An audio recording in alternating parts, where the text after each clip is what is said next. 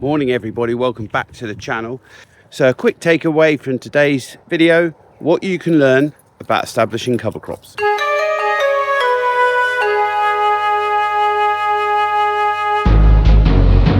So today I'd just like to pick up where we left off last week. So this is a cover crop of mustard, blown on again. I'll add the date now. And as you can see, middle of the knees, let's go and have a look. It's not particularly thick, and in fact there are large areas of the field where it hasn't grown at all. Good example of growth here, sort of just below my knee, sort of welly height really. This would be sort of average distribution here. Now we did mix this with vetch, but I really can't see any of the vetch at all. We did have, has been kept for some time, this vetch seed, but we did have it germination tested, and it germinated in the 80s, but really can't see much at all. That really comes back to a comment I made last week. Double hit this year. Harvest was late this year, crops went in the ground late, and as a result we struggled to get growing days. Interestingly, this follows winter wheat. We did have to wait for it to be baled. We had a cry for help from a local livestock farmer, so we did sell the straw, and then we blew on the mustard through the aero, same establishment as usual. But this year, for whatever reason, definitely establishment has been hampered. Growing days is really important. Try and get your cover crop established as quickly as possible. I'm trying to get the proportion for this, but as you can see, I'm not the tallest, but even still, this mustard is plenty tall enough. So I'd say it's a good 4 and a bit feet, 4 foot. One of the reasons we went to the aero is because you can actually cover a huge amount of area really quickly.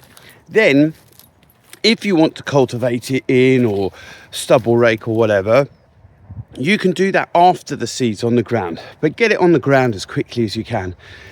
I have to say, from our point of view, it's really difficult discipline to maintain, and it requires quite a lot of resources, almost like we need to have a tractor on the aero all the time, just so that if there's a break in harvest or in the morning of harvest, we can dash out and do some cover crop application.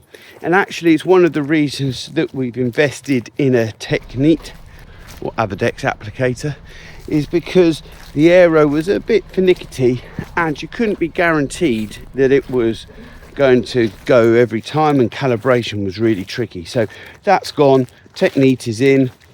What we do have is an old tractor that we can just leave it on during harvest, and then you can just jump on a morning, maybe get a couple of fields done, and then come back to it later on. So get your cover crop seed on as quickly as you can.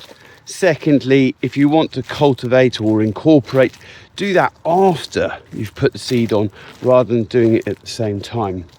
You'll see some big operations putting your cover crop seeds on with their avatar, and this kind of justifies the huge expense on the avatar in order that you get more acreage through it. But quite frankly, that's very expensive. You've got an expensive tractor, you've got an expensive drill. I'm not sure I can justify that sort of expense, especially if you don't know if it's going to grow. So we start with get your cover crop on as quickly as possible, cheap application method, and finally seed. Seed's really important. This is in a conventional system, so we're just providing green cover in order to improve infiltration rates. However, in some cases, if we're growing under a CSS scheme, you will have to have a multi-species mix, and that can dramatically increase your seed bill. And also, you need to build on the experience to better understand what seed grows on your ground. As said before, mustard, great success for us. Also, oats really grows very well even after we lost the weather, spun on the oats in the video from a couple of weeks ago, still established in time. Here you can see the effects of spinning the oats on. Sort of, there you go, sort of 5 to 6 inches tall. So identifying what seed grows on your land is really important. And the final lesson is to better understand what you're trying to achieve from your cover crop. Quite frankly, I just want to get something growing, try and keep that weather window open as long as possible.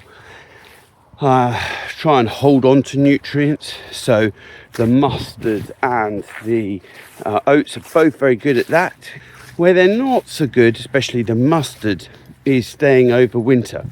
So they suffer from frost kill. Although it establishes really well, it does die off during the winter. So try and understand what you're trying to achieve with your cover crop. So that is when we come back to the experiments we ran with knocking cover crops over in the spring and then crimping in order to form a green mat to suppress weeds. That is a different use to something like nutrient capture, improving water infiltration rates. So those would be my common lessons for cover crops. So common cover crop lessons. Growing days are really important. Get it on as quickly as possible. Cheap application method. Understanding what you're trying to achieve and choosing plants that help you achieve those objectives.